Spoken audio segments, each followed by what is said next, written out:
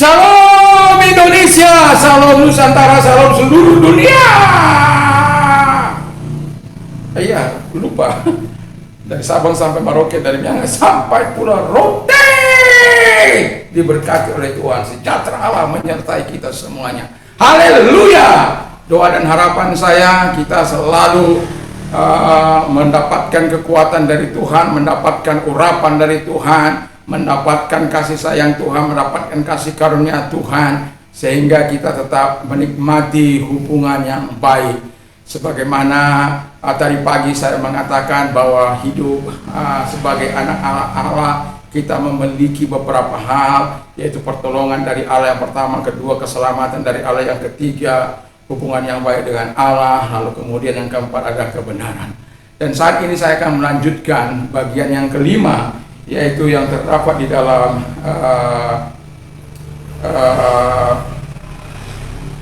Roma 5 ayat 19. Jadi sama seperti oleh ketidaktaatan atas satu orang, semua orang telah menjadi orang berdosa. Demikian pula oleh ketaatan satu orang, semua orang menjadi orang benar. Haleluya.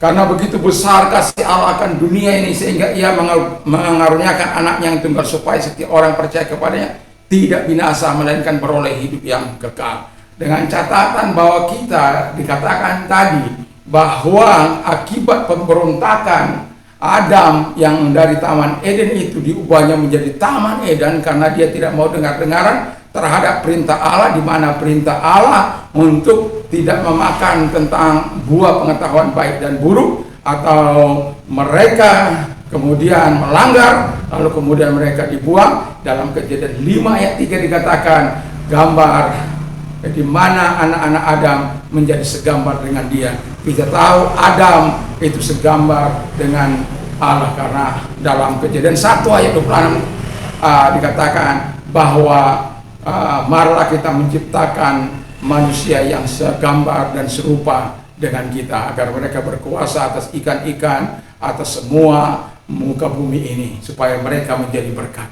Dan Tuhan memberkati mereka. Tuhan luar biasa. Jadi tapi kemudian hidup mereka dalam ketidaktaatan, karena dalam ketidaktaatan itu mereka diusir, mereka dibuang dari Taman Eden. Aduh, sedih. Kadangkala begitu. Kita diajar oleh Kristus untuk taat kepada Dia. Sama dengan Paulus mengatakan, ikutilah teladanku sama seperti aku mengikuti teladan Kristus. Jadi contoh kita yang sempurna itu adalah Tuhan. Jadi ketaatan kita kepada Tuhan itu mutlak, tidak bisa diputar balik. Kita harus sungguh-sungguh hidup dengan Tuhan, betul-betul mengasihi Tuhan, betul-betul melakukan firman Allah, melakukan kehendak Allah di dalam ketaatan kita yang sesungguhnya. Tidak ada kepura-puraan, tidak ada kemunafikan di situ. Ketika kita hidup di mana saja, saya sudah katakan kemarin bagaimana orang benar itu hidup di hadapan Tuhan secara benar, dan hidup di hadapan di dalam gereja, hidup di tengah-tengah masyarakat, hidup di tengah-tengah pekerjaan. Karena banyak orang dipercayakan pekerjaan, baik itu pekerjaan rohani maupun pekerjaan dunia, kadangkala itu tidak sesuai dengan apa yang diharapkan, tidak sesuai dengan aturan-aturan main, dan tidak merasa takut kepada Tuhan, dan seolah-olah ya Tuhan ditiadakan. Tetapi orang-orang yang taat kepada Tuhan, mereka akan terus berpegang kepada Tuhan. Mari kita belajar seperti Sadrak, Mesyak, Abednego, atau Daniel sekalipun. Terlebih lagi Daniel yang sekalipun mereka difitnah dan dikata-katai hal-hal yang tidak baik kepada dia, tetapi pada akhirnya dia keluar sebagai pemenang, karena dia ketaatan penuh kepada Allah. Ketika dia dimasukkan ke lubang singa, dia tidak takut, tetapi justru raja yang takut sebagai pemimpinnya. Raja sangat takut. Karena apa? Takut dia kehilangan, karena dia tidak bisa lagi membela dia, karena dia telah diperdaya oleh para menterinya, 120 menteri itu. Dan itu sangat membahayakan. Dan kemudian di pagi-pagi yang suntuk, dia datang, apakah engkau masih hidup? Ya Tuhan, Allah yang aku sembah itu melepaskan aku dari mulut singa-singa ini. Jadi orang yang taat dalam Allah, maka akan ada pembelaan. Percayalah, Sadrak, Mesak, Abednego disuruh menyembah patung. Mereka katakan, sekalipun Allah yang kami sembah, Allah yang kami puja siang dan malam tidak sanggup menolong kami, ketahuilah Tuanku Raja, kami tidak akan menyembah patung Tuanku Raja. Wah, murkanya Raja panaskan dapur api 7 kali lipat. Lalu kemudian yang melemparkan mereka ke dapur api mati, sementara mereka menari-nari karena ada kekuatan Allah yang menyertai. Hiduplah dalam ketaatan. Tanpa engkau sadari, ketika engkau hidup dalam ketaatan, urapan Allah, kekuatan Allah akan menyertai kehidupanmu. Tapi kalau engkau tidak taat kepada Allah, maka engkau akan kehilangan segala-galanya. Engkau akan bisa terpisah dengan Allah kalau engkau tetap bertahan hidup dalam kemunafikan.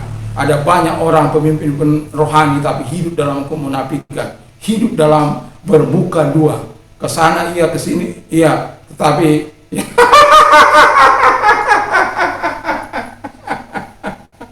satu warna aja, yaitu Kristus. Puji nama Tuhan. Yang kedua dikatakan oleh Alkitab, yang keenam, ayat 20. Tapi hukum Taurat ditambahkan supaya pelanggaran menjadi semakin banyak, dan di mana dosa bertambah banyak, di sana kasih karunia menjadi berlimpah-limpah. Grace, kasih karunia. Jadi Paulus itu pernah minta supaya dicabut duri dalam dagingnya, tapi Tuhan tidak memberi. Justru dalam kelemahanku kasih karuniaku sempurna. Haleluya. Jadi kasih karunia itu cukup bagi kita, cukup untuk menolong kita, cukup untuk menyembuhkan kita, cukup untuk mengangkat hidup kita, cukup untuk memberkati kita, cukup untuk segala-galanya, melepaskan kita dari segala ikatan dosa, segala tipu muslihat iblis, segala hal-hal yang tidak baik.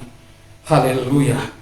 Jadi kalau kita hidup dalam kasih karunia, ya bukan berarti mau sebebas-bebasnya untuk kita melakukan firman Allah. Kan pasti akan pernah Anda dengar, manalah mungkin aku orang yang berdosa seperti ini, yang sudah banyak melakukan kejahatan, yang sudah banyak melakukan manipulasi dan banyak dosa yang tidak bisa saya sebutkan satu demi satu. Nggak mungkin lagi saya bisa diselamatkan.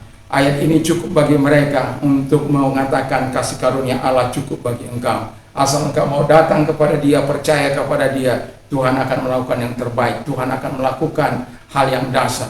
Ada ketaatan, ada kasih karunia yang daripada Allah mengalir dalam kehidupan kita. Kasih karunia Allah inilah yang memampukan kita terus melihat kepada jalan Kristus, kepada jalan-jalan yang dikendaki oleh Allah.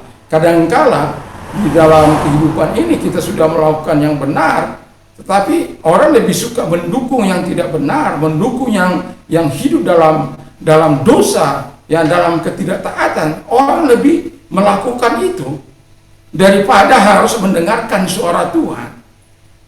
Makanya saya materaikan dalam hidup ini bahwa rekonsiliasi dengan Tuhan, reformasi dengan Tuhan, lalu kemudian transformasi dengan Tuhan, itu sangat penting. Ketika kita kita berdamai dengan Allah, maka kita akan dapat melakukan apa yang dikehendakinya. Kita reformasi yang tadi kita menurut kemauan kita akan menurut kehendak Allah. Lalu kemudian transformasi yang dimana kita betul-betul mengalami perubahan dari yang tadinya suka kepada hal-hal yang tidak baik, maka kita akan suka kepada hal-hal yang dikehendaki oleh Allah. Itu sebabnya saya mau katakan kepada kita semuanya, mari hidup di dalam terang dan kebenaran firman Allah. Sebagai anak-anak Allah, ya, ini bagian yang keenam ini, kasih karunia Allah cukup bagimu. Apa yang Anda miliki sebagai anak-anak Allah? Kita memiliki pertolongan, kita memiliki keselamatan, kita memiliki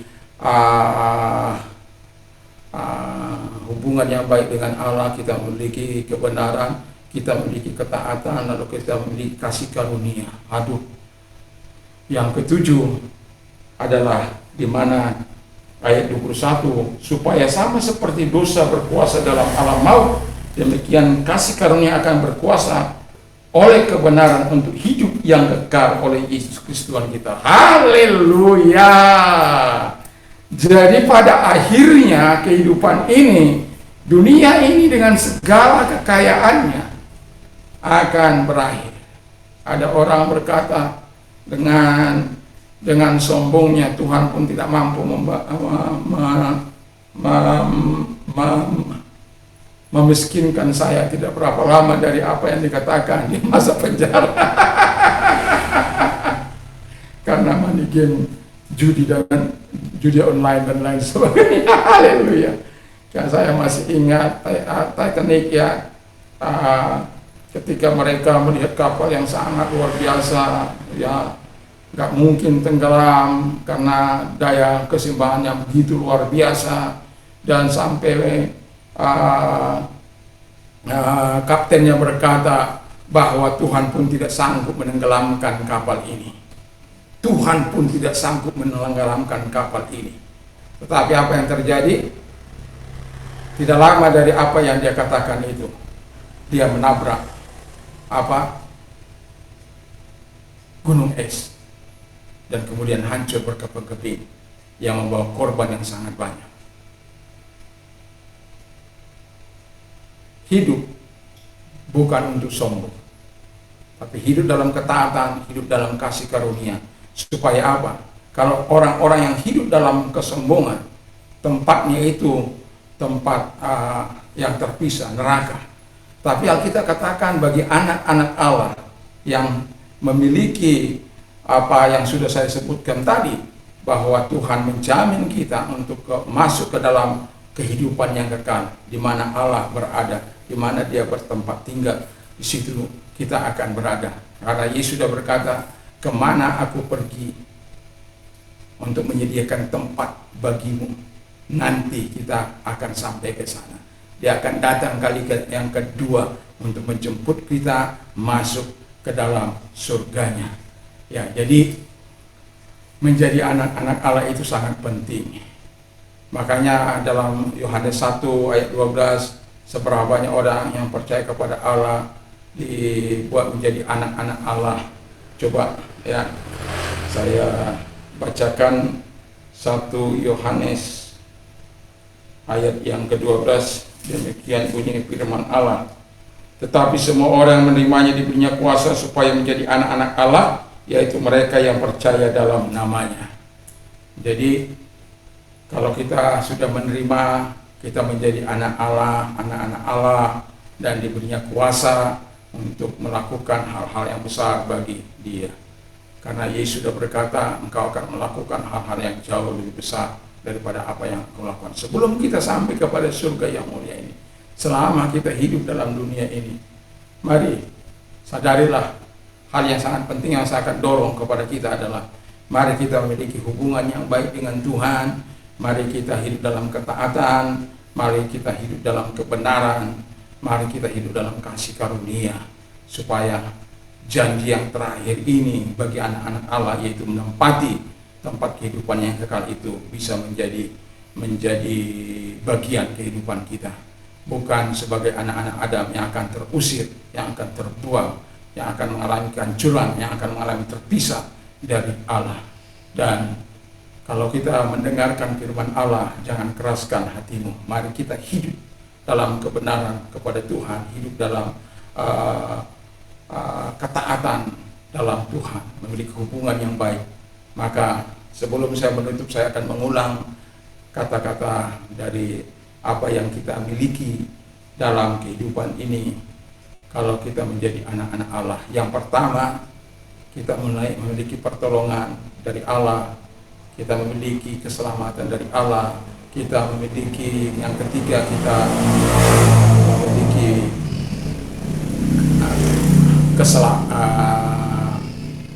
hubungan yang baik dengan Allah, punya kebenaran. Yang kelima, kita punya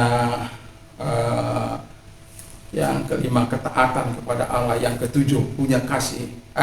Yang kelima itu ketaatan kepada Allah. Yang keenam, dalam kasih karunia. Dan yang ketujuh itu adalah di mana kita hidup bersama dengan Allah, kita menikmati hidup yang kekal. Doa dan harapan saya sebagai orang percaya, tentu kita akan banyak hidup dalam dunia ini. Kekayaan tidak akan membawa kita untuk lebih mencintai Tuhan.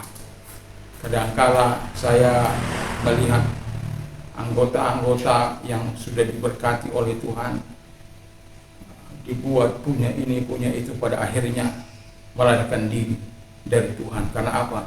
Kalau kita datang, kenapa? Oh, terlalu sibuk. Tapi ketika mereka sibuk, saya tahu bahwa mereka sedang membuka pintu kekacauan dalam hidup mereka. Dan tidak satu dua yang saya lihat. Ya betul, akhirnya karena keadaannya seperti itu, akhirnya bercerai, bukan satu dua pasangan, hanya karena pekerjaan, hanya karena harta, hanya karena gengsi tersebut. Tapi saya mau katakan kepada kita, hidup yang kekal itu, mari kita meniru Yesus sebagai Allah yang hidup di dalam kesederhanaannya yang begitu luar biasa, tapi dia mampu menunjukkan kedahsyatan Allah di tengah-tengah kehidupan ini. Ya, sebagai manusia 100%, tapi dia juga sebagai Tuhan 100% dalam dunia ini. Itu sebabnya saya mau katakan kepada kita, mari hiduplah sebagai anak-anak Allah, supaya engkau menikmati segala hal yang sudah dijanjikan Allah bagimu dalam kebenaran, supaya engkau hidup dan menikmati hidup yang kekal di dalam Dia. Mari kita tunduk kepala dan kita berdoa. Terima kasih Bapa di surga buat segala kasih karunia-Mu, buat segala kemurahan-Mu. Di dalam nama Tuhan Yesus kami berdoa bagi para pemimpin kami, Presiden dan Wakil Presiden, berikan dia hikmat akan budi dalam menjalankan roda pemerintahan, hikmat Tuhan, sehingga Indonesia dibawa kepada kesejahteraan dari Sabang sampai Merauke, dari Myanmar sampai Pulau Rote. Para pembantunya atau para menterinya, Tuhan kami doakan supaya tetap kuat sehat dalam menjalankan, dapat menangkap, mengarahkan melaksanakan visi yang dipercayakan Presiden kepada mereka melalui departemen-departemen kementerian yang ada. Dan juga kami berdoa Tuhan Bapa di surga bagi para gubernur, para wali kota, bupati, camat, lurah, RT, RW, semuanya diberkati oleh Tuhan. Dan juga para polisi, aparat, atau kami mau singkat yudikatif, legislatif, dan eksekutif, mereka boleh melakukan tugas mereka, tanggung jawab mereka di mana yang mereka sedang. Terima kasih Bapa di surga, terima kasih. Dan kami juga berdoa, dan kami tetap yakin dan percaya bahwa anak-anak Allah diberikan kuasa untuk mendoakan orang-orang yang sakit. Dan ketika engkau sakit, mari ketika engkau percaya, selalu ada mujizat bagi orang-orang yang percaya, selalu ada pertolongan, karena Tuhan berkata pada sebelumnya engkau telah sembuh. Dalam nama Tuhan Yesus, kalau engkau yang sakit, taruh tangan di tempat yang sakit. Dalam nama Tuhan Yesus, segala sakit, penyakit, COVID, apapun, Omikron dan lain sebagainya, lumpuh, buta, tuli, bisu, mari engkau hadir ke dalam hidup mereka, menjamah mereka. Yang cancer, dalam nama Yesus, engkau sembuhkan mereka. Yang mandul, engkau buka kandungan mereka dalam nama. Yang impoten, kau kembalikan Bapa di surga dalam nama Tuhan Yesus. Mari engkau menolong mereka, hadir bagi mereka. Mereka yang percaya kepadamu, yang sudah menaruh di tempat yang sakit, tumpangkan tangan atas mereka, dan oleh peluru-pelurmu mereka menjadi sembuh oleh kuasa-Mu. Terima kasih, kami percaya oleh kebaikan. Dan bagi Anda yang menerima Tuhan Yesus sebagai Tuhan dan Juru Selamat, mau menjadi anak-anak Allah, angkat tanganmu, dan saya mau katakan, mari kita berdoa. Ikuti doa saya, dengar firman Allah. Akulah jalan dan kebenaran dan hidup, tiada seorang sampai kepada Allah kalau tidak melalui aku. Keputusanmu sudah benar, mari berdoa. Tuhan Yesus, saya sadar saya orang berdosa, saya butuh Tuhan. Saya butuh Tuhan dalam kehidupan ini. Di dalam nama Tuhan Yesus, aku membuka hatiku, aku mengaku segala dosa-dosaku, dan ampunlah segala dosa dan kejahatanku. Kubuka hatiku, masuk dalam hatiku, menjadi Tuhan, menjadi Raja, jadi Juru Selamat dalam kehidupanku. Terima kasih, dalam nama Tuhan Yesus Kami berdoa, haleluya, bagi Anda yang mau dipakai oleh Tuhan dalam pelayanan, angkat tanganmu dalam nama Tuhan Yesus Kristus. Kalau Saulus engkau boleh pakai Tuhan, datang kepada mereka, angkat tanganmu kepada Tuhan dalam nama Tuhan Yesus. Tuhan Yesus, engkau melihat tangan yang sedang terangkat kepadamu. Kalau Saulus dapat engkau ubah, mari Tuhan, mereka yang mengangkat tangan kepadamu untuk engkau pakai, baik siapapun mereka, dari latar belakang apa pun mereka, kasih karunia Allah cukup untuk menjadikan mereka alat-alat di tangan Tuhan. Terima kasih Bapa di surga, terima kasih engkau menolong mereka, engkau memberkati mereka. Dan kami juga mau berdoa kepada mereka-mereka orang-orang yang mengalami masalah dalam kehidupan. Tuhan Yesus adalah jawaban dalam setiap permasalahan. Marilah kepada aku, hai kamu yang letih lesu dan berat, aku akan memberikan kelegaan bagimu. Dan kalau Tuhan memberikan kelegaan bagimu, Allah aku akan mencukupi segala kebutuhan, penuh kekayaan dan kemuliaan dalam Kristus Yesus. Jadi jangan pernah takut, jangan pernah bimbang, jangan pernah khawatir. Tuhan mampu menolong engkau. Datang kepadanya dengan sungguh, bangun persekutuanmu, bangun doamu bersama dengan Tuhan, bangun hubunganmu dengan Tuhan, dengan firman, dan rasakan mujizat dan pertolongan Allah dalam ekonomimu, dalam usahamu, dalam pekerjaanmu, apapun yang kau sedang alami, engkau sedang jeritkan kepada Tuhan. Tuhan selalu akan menolong engkau. Bahkan kalaupun Tuhan belum menolong, kata firman Allah bahwa Dia akan menyertai engkau di dalam kesesakan.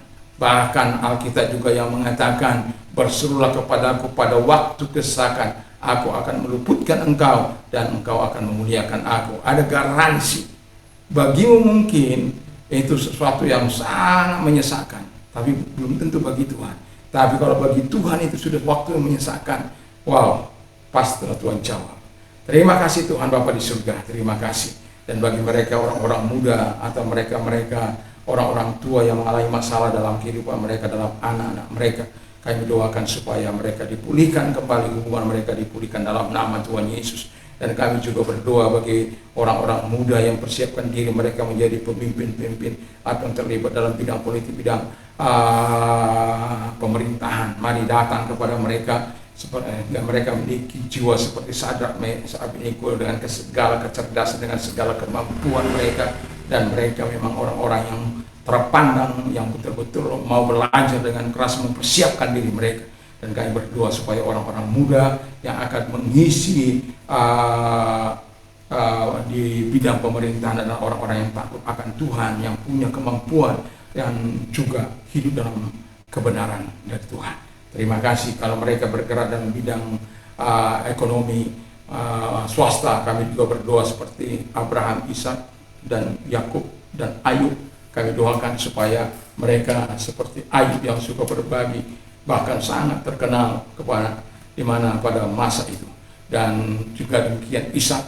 Itulah sebabnya kami mohon kepada Tuhan supaya orang-orang yang bergerak dalam bidang swasta juga Tuhan memberkati mereka. Dan juga kami berdoa bagi bidang orang rohani seperti para murid Rasul dan juga Paulus, Timotius, dan banyak lagi.